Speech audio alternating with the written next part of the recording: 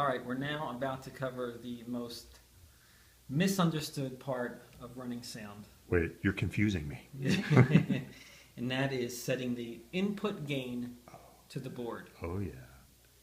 So, for example, I have channel 1 hooked up with this SM57 here. And it's just placed into the back. Right. Across the top of this mixer is the trim, also known as a preamp. And what that does is that lets you bring all different audio sources, whether it be a hot mic, low mic, a loud guitar, bass direct, and equalize the input to the board. So what I mean is this microphone by itself makes, it does record my voice, but through the wire it sends a very low amplitude signal. It needs to be amplified or else the board can't mix it. That's what the preamp does.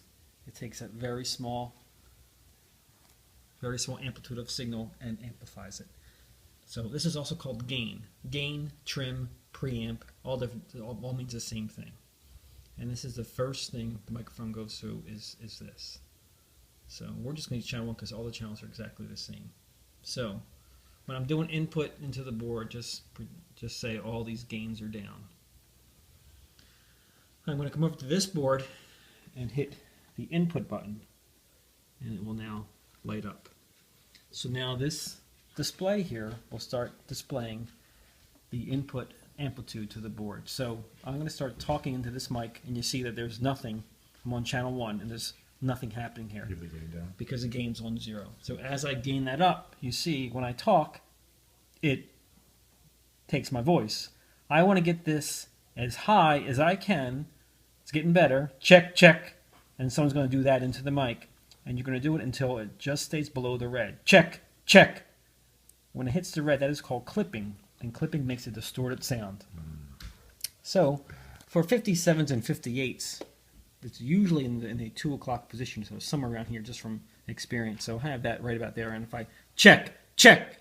Not quite high enough. Check, check, check. Too hot.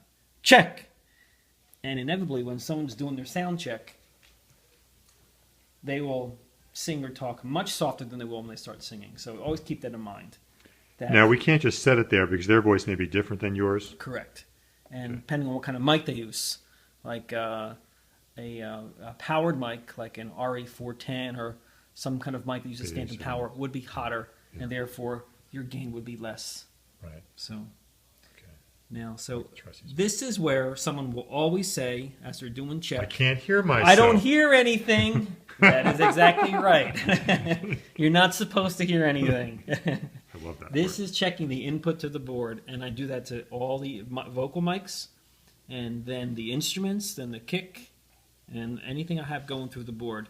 So all these gain knobs, if you're running all 57s or 58s, might be pretty close, depending on how loud people talk or sing.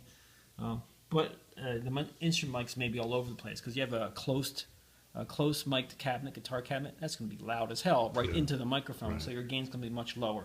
But your goal is to get it just below the red where it's clipping. Where's the acoustic usually at? It's probably maybe 3 o'clock position would be my guess. Right. And also keep in mind with the acoustic, since the acoustic has its own volume and its own preamp, be careful when adjusting your volume on your guitar, because if you can't hear yourself and you turn yourself up, you're going to turn yourself up into the board and you may start clipping it. Right. Then it will sound distorted through the speakers. Right. Having what they call, quote, proper gain structure, unquote, is very important, and that can make your sound nice and clean or sound distorted and muffled. Thank you, Professor. This is a long video, by the way. So as I said before, when people start gigging, they start singing louder, and then they're going to start clipping the input. And how are you going to know that? Well, on this particular board, I will show you. So right now I still have the input selected, but when you're gigging, you're probably not going to do that, because once you do that, you're mostly done. So during the gig, probably your monitor sends, your monitor mix is going to be on these, because you want to see the volumes in respect to one another sent to the monitor. So, but fortunately, if I'm gigging, and if I still overload this channel, check. See, I screamed into it. Did, yeah. The little red light lit up. Yes. That said, whoa, your gain's too hot. Someone's singing louder than they were. So you need to come back over here. Or select input. Go back to your input and Then see whether, because they'll be singing, no, no, no, no, no, no, no, and you want to wheel that back until. if you wheel that back without selecting input, it won't work. It will work, but you just won't see what you're doing. You can just do it, yeah. The big mistake people make is that when they're mixing a gig, they use these gain knobs As the volume. to mix the sound, and that is not what you do. Don't do that. You use do the it. sliders. Yes. All right.